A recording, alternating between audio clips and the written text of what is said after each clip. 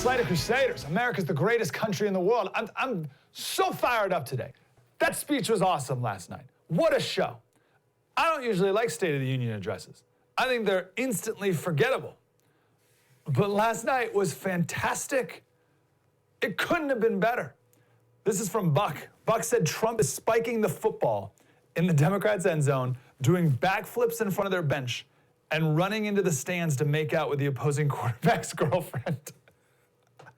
And then Jesse Kelly said, hey, listen, if you think you're going through a rough patch in your life, just know that the Democrats have embarrassed themselves on their first election of 2020.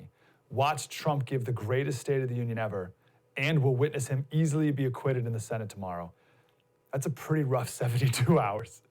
And indeed it is. I almost feel bad for them. We're going to play the highlights here. There were so many good moments. Let me just real quick address Nancy ripping up the speech. I don't know when the left's going to get this. One of Trump's greatest strengths is getting his opponents to play his game. But no one can play his game, and they end up looking like fools. Every time any opponent of his they panic and they're like, oh, I gotta insult him. It never works. Every time Hillary, Ted Cruz, especially Marco Rubio, tried to play Trump's game against Trump, they can't pull it off. And they end up looking weak and pathetic. And then Trump then takes the high road and comes out the victor. And that's what Nancy did. So it's petty and stupid. And here's the thing. The left, they talk about how much they hate Trump and how terrible he is. But then they become him. They become the worst of him. Not only him, they become what they think he is. In their process of hating him, they become what they think he actually is. Now, Trump's never actually done anything that bad. He's never ripped up speeches in public like that. But Nancy Pelosi, in her attempt to criticize the president, becomes even worse. But anyway, that part doesn't matter. The highlights.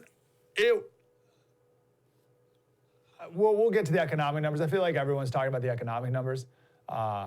Really important to start off with that, focus on that. I get that, right? He talked about record low unemployment for disabled Americans, for veterans, those without a high school diploma, African Americans, Hispanics, Asians, women. That's everyone. All of them record low. And you got to come out with that. Because I still believe that in elections, it all really pretty much comes down to the economy, and you can't deny any of those numbers and any of that reality.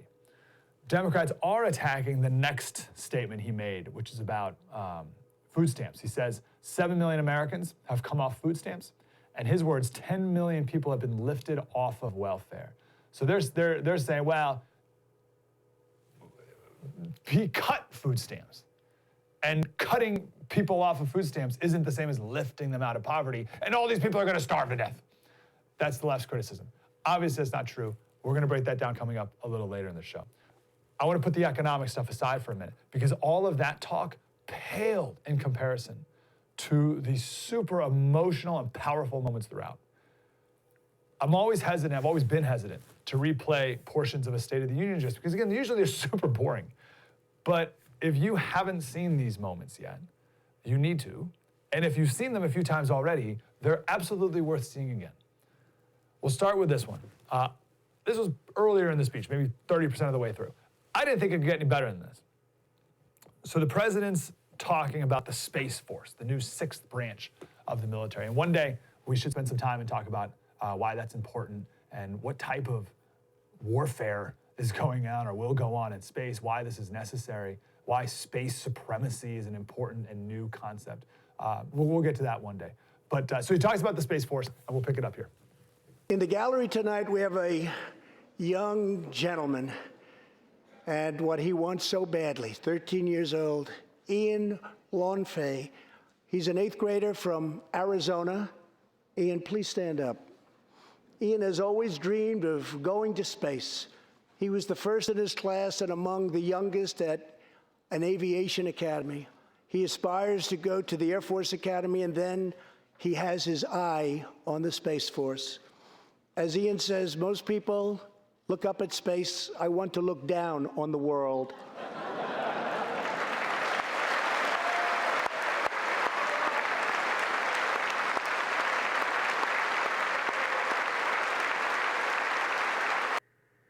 So the kid's a stud, right? What a cool moment.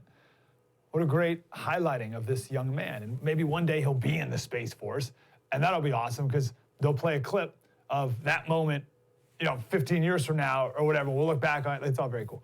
So that was a nice moment. Good job, President Trump. And then it got way better. But sitting behind Ian tonight is his greatest hero of them all.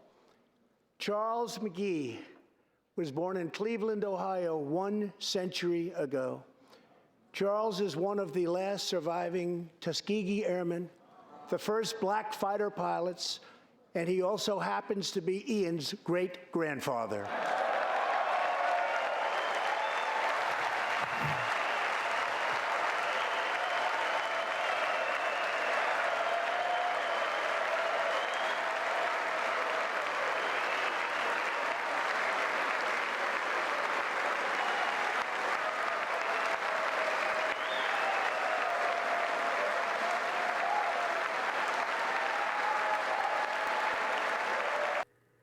I think it's worth noting, Charles is 100.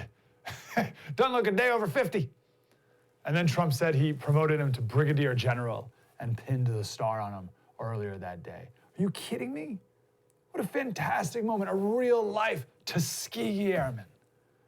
On my radio show over the years, and we're going to do it here too, we've had the incredible honor to talk to dozens of World War II veterans and to sit across from them and talk to them for like an hour. These men are absolutely, truly our best.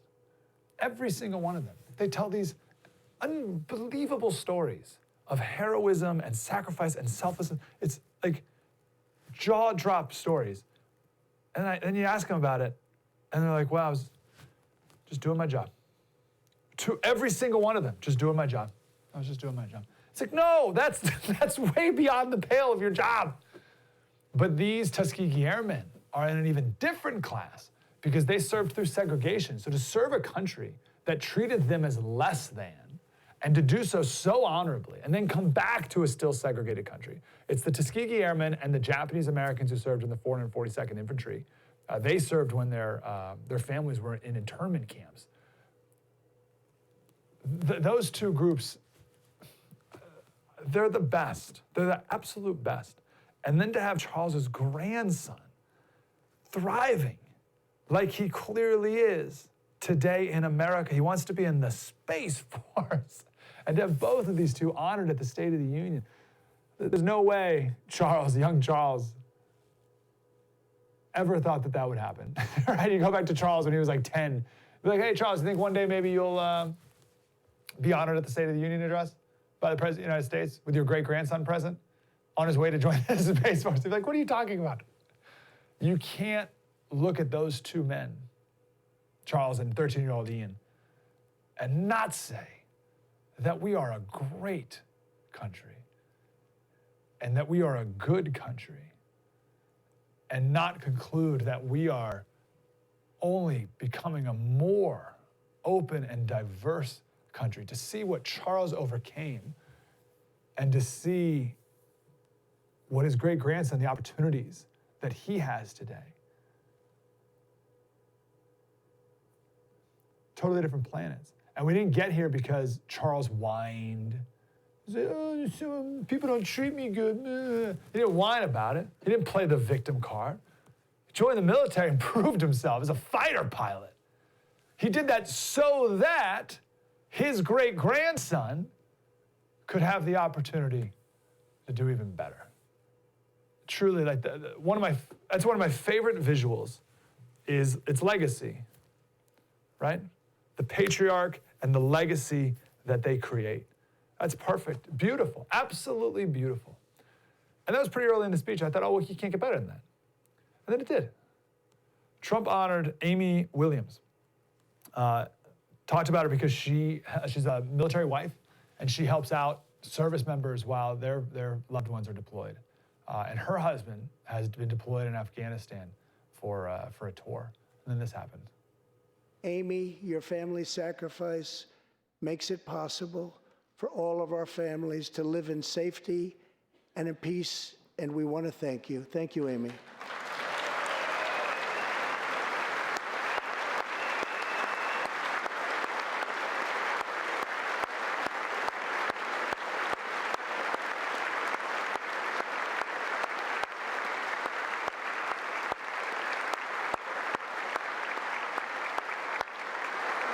But Amy, there is one more thing. Tonight we have a very special surprise. I am thrilled to inform you that your husband is back from deployment. He is here with us tonight, and we couldn't keep him waiting any longer.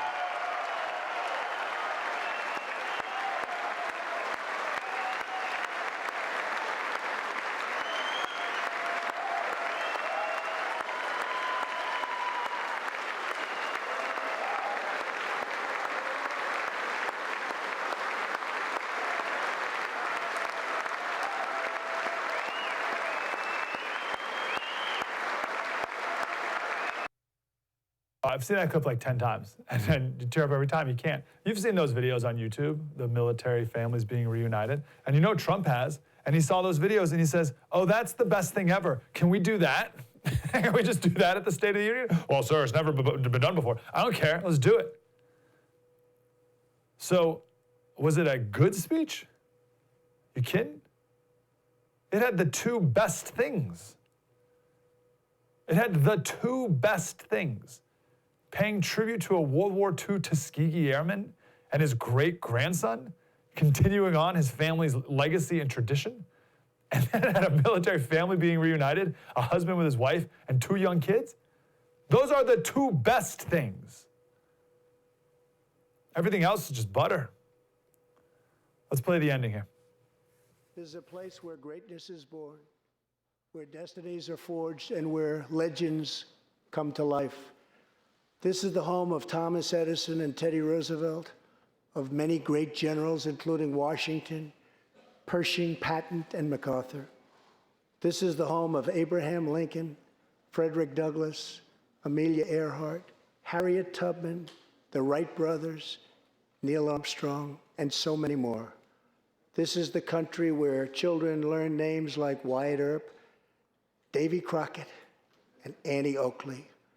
This is the place where the Pilgrims landed at Plymouth and where Texas patriots made their last stand at the Alamo.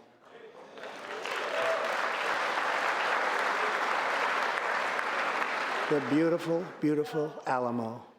The American nation was carved out of the vast frontier by the toughest, strongest, fiercest, and most determined men and women ever to walk on the face of the earth. Our ancestors braved the unknown, tamed the wilderness, settled the Wild West, lifted millions from poverty, disease, and hunger, vanquished tyranny and fascism, ushered the world to new heights of science and medicine, laid down the railroads, dug out the canals, raised up the skyscrapers, and ladies and gentlemen, our ancestors built the most exceptional republic ever to exist in all of human history, and we are making it greater than ever before.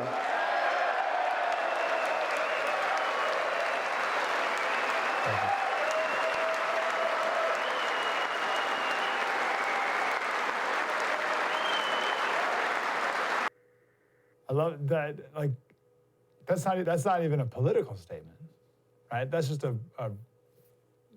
some part of our history. That's our history right there. How do you sit on your hands, like the Democrats did there? How do you sit on your hands with those great American truths? Great stuff. That's all. That's the top tier stuff. I want to do one more segment coming up next with, I even hate to say it, the second tier stuff. If you just did the second tier things, it still would have been an amazing speech. So we'll break down those next. True story. Mike Slater, spread the word.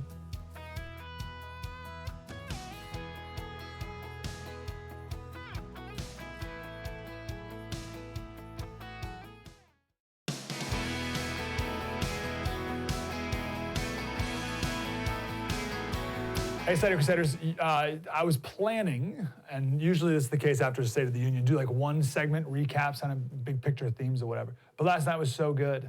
It was way too good just for one segment of analysis, so we got to do some more here. First, for some big picture talk, I want to play this Van Jones clip. Van Jones is right a lot of the time. I disagree with him politically, but he's pretty good with his analysis, particularly about Trump. So here's what he said after the speech. Warning the Democrats. What he was saying to African Americans can be effective. You may not like it, But he mentioned HBCUs. Our black colleges have been struggling for a long time. A bunch of them have gone under. He threw a lifeline to them in real life, in his budget.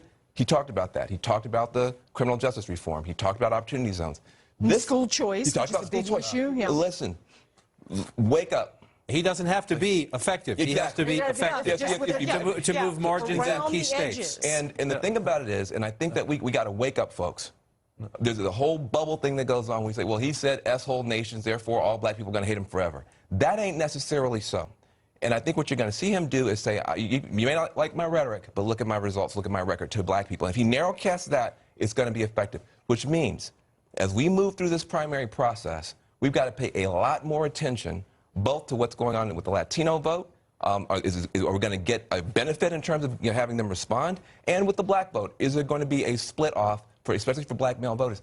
We got to be clinical about this stuff. We get so emotional about it. That was a warning to us, a warning shot across the bow of Democrats that he's going after enough black folks to cause us problems. It's not just the white suburban voters, he's going after black voters. Van Jones sounded the alarm during the end of the 2016 campaign as well to try to get Democrats to wake up, saying Trump's probably going to win too.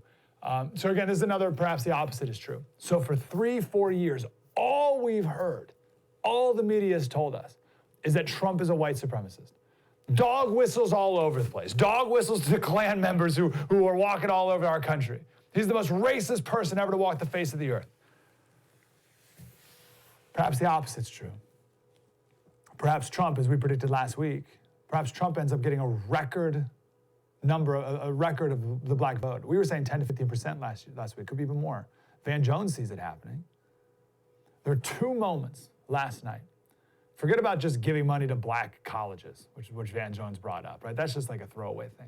There's two moments in particular that spoke to black voters and to everyone. First, the mom and daughter who are forced to go to a failing school in Philadelphia.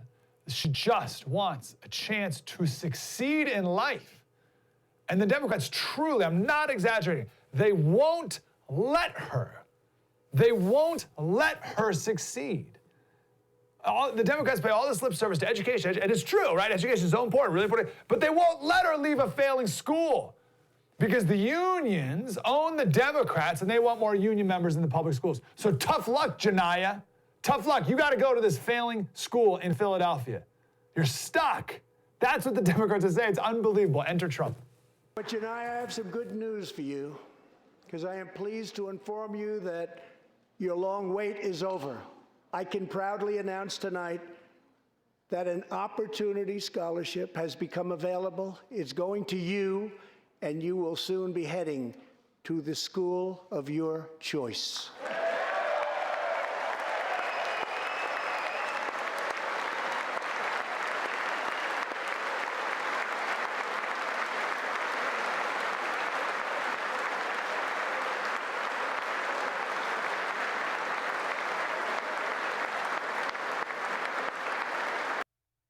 Sweet is that moment? That's so incredibly sweet. You know, we complain about, kids don't want to go to school anymore. And here's a girl who really, really wants to go to school. She wants to go to a good school. And no, you can't. And Nancy didn't applaud that. Sucks for you, kid. You got to keep going to your failing school, where in some of these failing schools, no students, none of them, can read or do math at grade level. I think it was Boston. No, Baltimore. It was Baltimore, like last year, maybe 2 years ago. I think it was even last year. I think it came out last year, so it may have been results from 2 years ago. But in all the Baltimore schools, not one high schooler could read at grade level. There wasn't one kid. We all went to school and there was like the smart kid, like the nerd. They don't have one student who can read at grade level. And you're going to stick Janiyah in that school? That's what Nancy wants to do. That's what Nancy's been doing. What a travesty, truly. We said last week, we just by happenstance have to have been talking about this. We talked about it a lot recently. There's two issues where there is a massive chasm between particularly black voters and the Democratic Party. It's school choice. That's one. Black voters overwhelmingly support school choice, and Democrats obviously don't. They wouldn't even stand for Janiyah. And the second is pro-life. Democrats are, black people are, and minorities are in particular pro-life, and Democrats obviously are not. This moment, knowing that, this moment, even though it wasn't a black family, this moment appealed to black voters. As we pray for all who are sick, we know that America is constantly achieving new medical breakthroughs. In 2017, doctors at St. Luke's Hospital in Kansas City delivered one of the earliest premature babies ever to survive. Born at just 21 weeks and 6 days and weighing less than a pound, Ellie Schneider was a born fighter. Through the skill of her doctors and the prayers of her parents, little Ellie kept on winning the battle of life. Today, Ellie is a strong, healthy 2-year-old girl sitting with her amazing mother, Robin. In the gallery, Ellie and Robin, we are glad to have you with us tonight.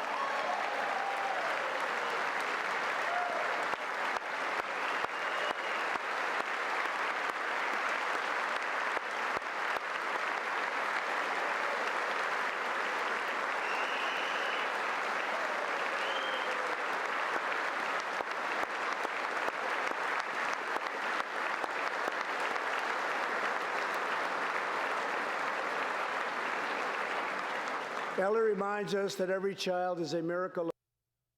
Yeah. So I tear up there too. Maybe because my son, my third child, is going to be born here really any day now. But that's such a wonderful moment. I wonder how that happened.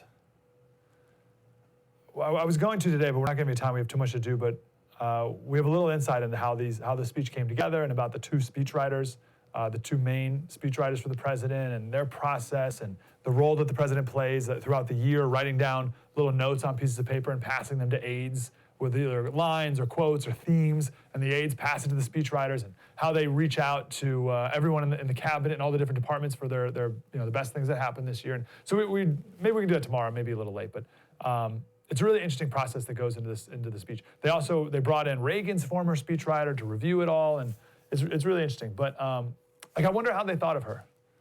Who thought of that mom? I wonder how they met and how that went down. But gosh, I'm grateful because Democrats support killing babies at 21 weeks, which is when that little girl was born.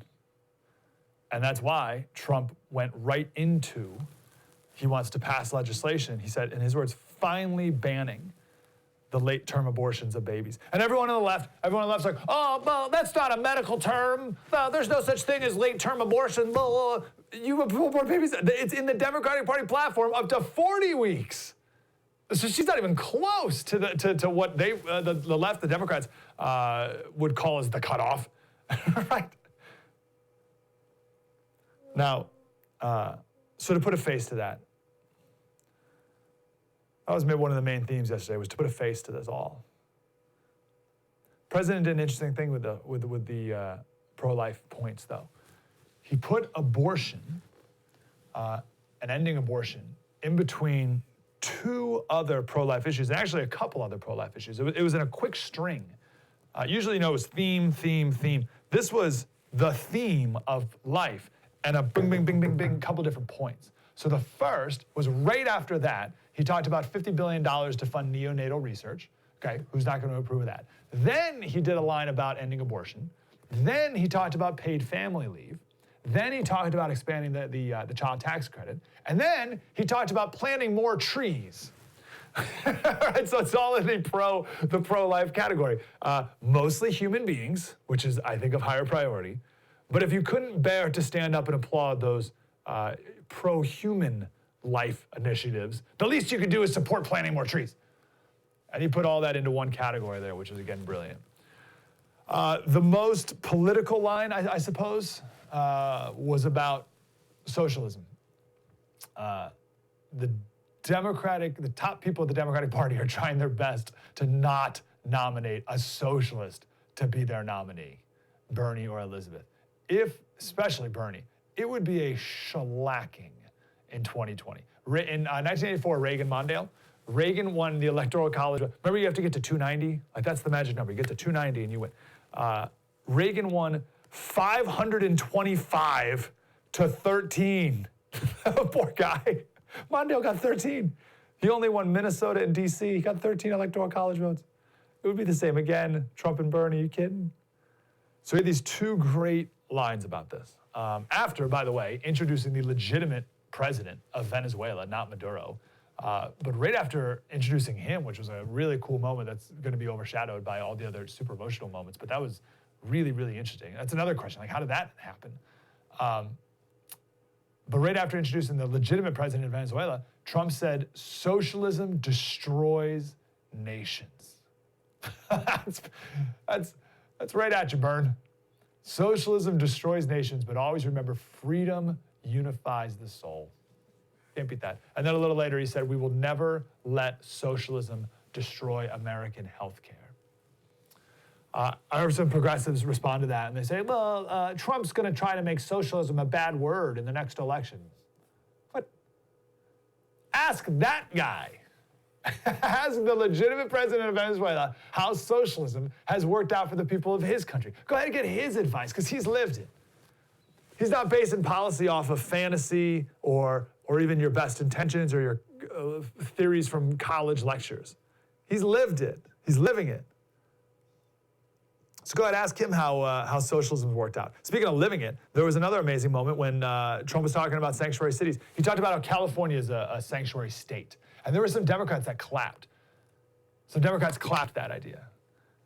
Then he kept going, and he immediately told the story of Rocky Jones. There was an illegal immigrant who's been arrested 5 times, deported twice, came back to California. So that means he came across here illegally 3 times. He was arrested a 6th time, let free again. Are you kidding me? Let free again, and then a couple days later went on this rampage. He shot one guy who was just driving to work. He shot another woman in the arm and the chest, just walked up to her. I think she was in her car. Just walked up to her, shot her, robbed some convenience store, fired his weapon in the air a couple times, hijacked a truck, went on a high-speed chase with police, hit a couple people there, and then he went and killed a 51-year-old American, Rocky Jones. 8 shots, cold blood, point-blank range. Rocky had a daughter and 4 brothers, and one of the brothers was in the audience. So to the person, clearly the Democrat, who applauded the idea of sanctuary cities, go ahead and do that in front of Jody. Go ahead and do that in front of Rocky's brother. Go tell him how important sanctuary cities are to criminals.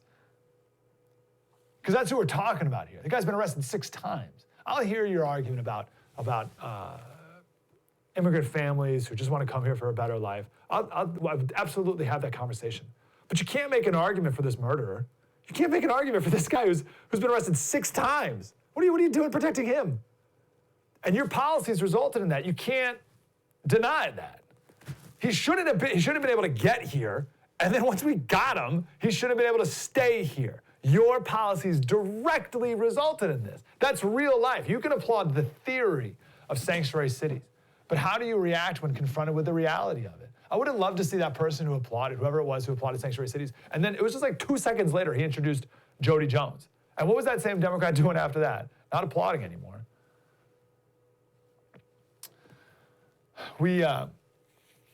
I'm going to take a break. When I come back, I want to talk about food stamps. Trump, we referenced this a little bit earlier, and Trump said we're lifted people out of poverty and off food stamps. And the Democrats were like, well, you cut food stamps and people are starving to death. We'll break that down next. True story. Mike Slater, spread the word.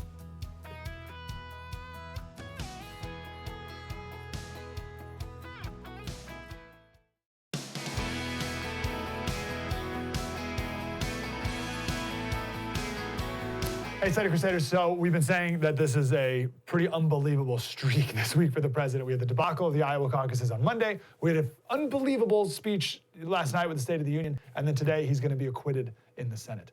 So join us tonight right here on the 1st on Pluto TV for our live coverage of that vote. It's going to be at 4 o'clock Eastern. We're going to take you right to the Senate, and our very own Jesse Kelly is going to be anchoring that. So be sure to tune in 4 o'clock today for that live coverage right here on the 1st. I want to talk about food stamps here. So Trump said that Americans have come off food stamps, a record number of Americans come off food stamps and have been lifted out of poverty. And the Democrats are saying, no, people haven't been lifted out of poverty. You cut food stamps, and that doesn't lift people out of poverty. That causes them to starve to death. What's going on here? Let's back it up a second. So the Democrats have their own version of the Brezhnev doctrine. So Brezhnev was the head of the Soviet Union from 1964 to 1982. And he declared that no communist country would ever be allowed to leave what he called the world socialist system. So once you're a communist country, you can't leave it. And if you try, like Czechoslovakia did, then the Soviet Union will destroy you. Like literally with tanks, they will come in and destroy you. Look up the Prague Spring in 1968. So the Brezhnev Doctrine says that communism will never be rolled back, ever. Anywhere it's initially imposed, it must remain forever. Like our welfare system in America. Anywhere it's ever existed, it must always exist for all time.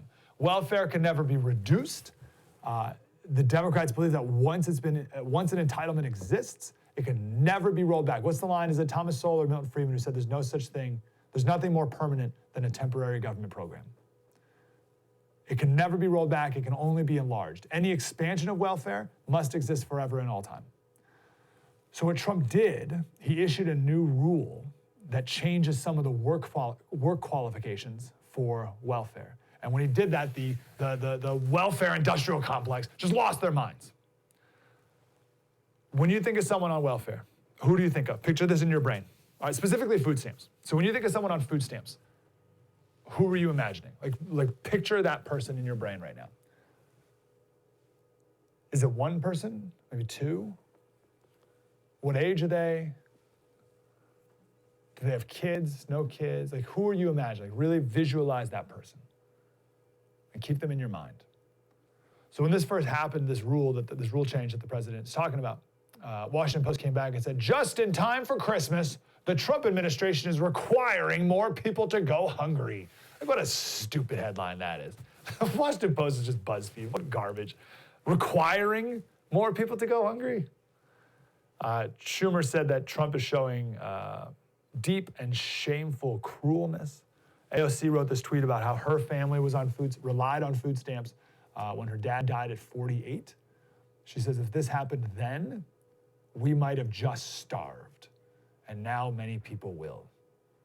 So what we're talking about here is there is a loophole. Usually I'm pretty skeptical of that word, so I'll go with exemption. The law says that all able-bodied adults without dependents must work or train for a job at least 20 hours a week in order to receive food stamps.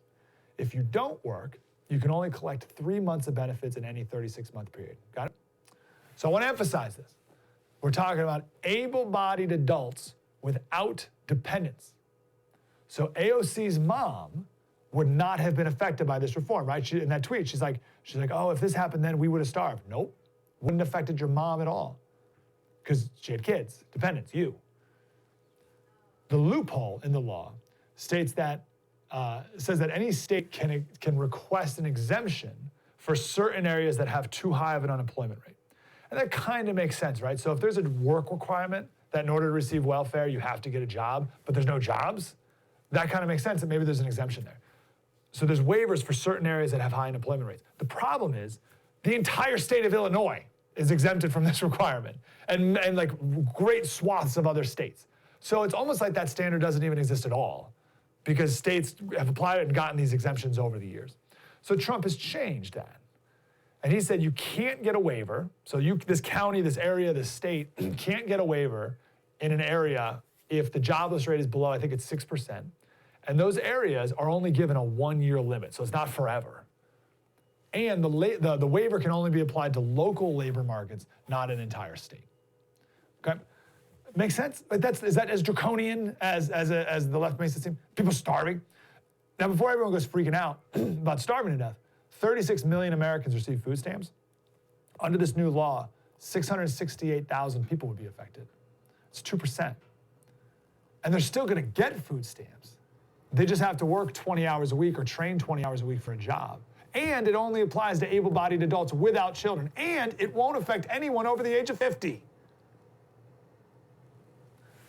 So when I think of someone on food stamps, I think of in my brain, and there's really no wrong answer here, but I think of a mom with 3 young kids. won't affect that person at all. Won't touch mom, won't touch that mom.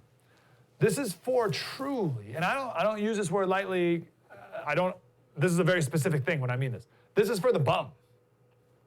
This is for the lazy bum who doesn't have a job, doesn't want a job, won't work to get a job, and just wants to freeload. That's who this is for. We got to take a break here because we've had some long segments here. We're running out of time, but I want to just real quick give my stance on food stamps in general. And welfare in general. Charity solves all of this. Churches and charities would not give money to able-bodied adults who don't want to help themselves. And that's all this law change is doing, is doing the same thing that a charity or a church would do. I think the Bible is very clear on this. A couple Proverbs, all hard work brings a profit, but mere talk leads only to poverty. Those who work their land will have abundant food, but those who chase fantasies have no sense. A little sleep, a little slumber, a little folding of the hands to rest, and poverty will come on you like a thief. 2 Timothy 2:6 says, the hard-working farmer should be the first to receive a share of the crops. This one's pretty convicting, though, because a lot of those scriptures are about the other guy, right? But what about me, right? So all those scriptures I just read, all those Proverbs, it's like, well, that guy's not working hard enough, all right? But then what's my role? So 1 Timothy 5:8 says, anyone who does not provide for their relatives, and especially for their own household, has denied the faith and is worse than an unbeliever. Now, in some ways that applies to that person as well, right? Like the dad who's abandoning his family, but it also applies to us and how we give, because we are charged, Christians are at least, to take care of those, to take care of everyone who needs it. I think most people agree with this. Most people want to genuinely help. The question is how, and that's where we have a debate. And I truly can't fathom anyone really thinks that the best way to help people is to do it through the government welfare office. Without a doubt, that's the best way to maintain a bureaucracy. It's the best way to employ people in the welfare office. It's the best way to create a situation where people stay stuck in the welfare churn. But there's no way. It's the best way to keep people addicted to government. It's the best way to make sure that people continue to make decisions that will never improve their life situation. So the government's the best at doing those things. But if you actually want to help people, the only way to truly do it is charity. And it's a couple of reasons, but one of the big ones is charity's face-to-face. So it's face-to-face for the people who are receiving it. And there's a bit of shame there, not shame of the past. It's I'm humbled by this. I'm humbled by this gift. And I'm not going to use it for bad things because I have to face you again. And I'm so grateful for the love that you're showing me now by helping, right? That's totally different than going to the welfare office, which is a nameless, faceless bureaucracy, and just receiving a free check. Right? This is for a different day, but you should feel ashamed of things. We need more shame in our culture. Shame's a good thing. And if you're going to take charity and use it to buy drugs, or even like buy an iPad or something, right? You say you're poor and then you go buy the nicest iPad. You should feel ashamed for that. You should have to account for that. And with government, you never have to answer to anyone for your bad decisions. With charity, there's a dose of shame, and there needs to be. But then most importantly about it, it's the human interaction. It's hey, I'm doing this now to help you. This is out of love. And I want you to get back on your feet so you can live a vibrant life. That's love right there. And that goes both ways. Any work requirement that the government demands, it's trying to make the welfare system more like private charity. And that's good, but it's always going to miss the mark. You can't replace the true thing. But at least we're closer. The worst thing we could do is to get further away from the benefits of charity. And that's what the Democrats want to do. And you'd think we could at least all come together and get rid of the bad actors in the welfare system. You'd think we could agree with that, because if you get rid of the bad actors, then you'll have more opportunity and more money to help the people who really do need it in the meantime. So anyway, point is, don't buy the left's line about, oh, he cut food stamps, blah, blah, blah. Now you know the full story, the true story with Mike Slater. Spread the word.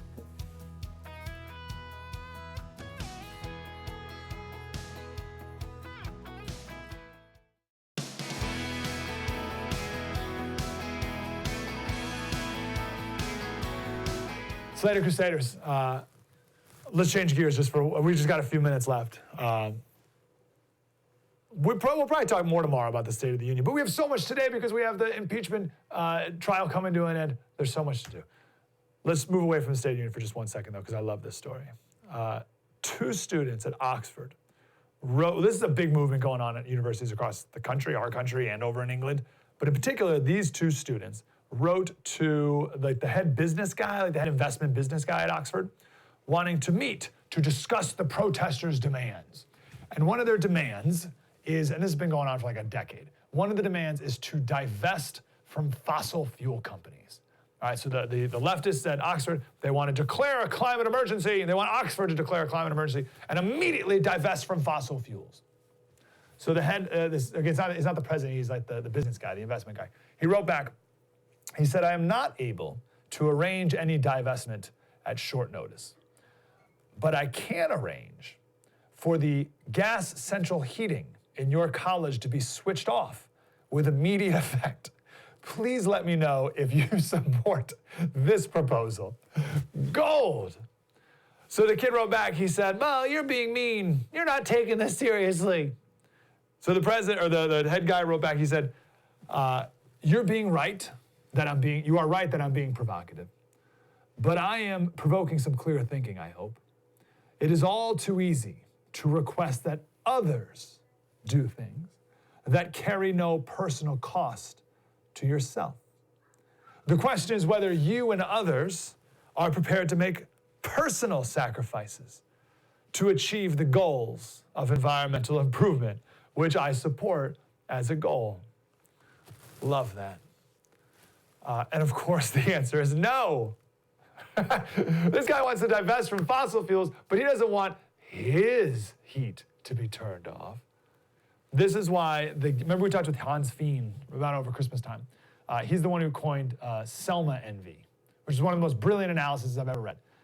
This is why the gay rights movement was the civil rights movement of millennials, because it required no personal sacrifice, it required no moral consistency, and it required no effort beyond changing your Twitter avatar. So it was perfect for millennials. We could be as noble and amazing as the people who marched on Selma, as the great civil rights leaders that we read about in school.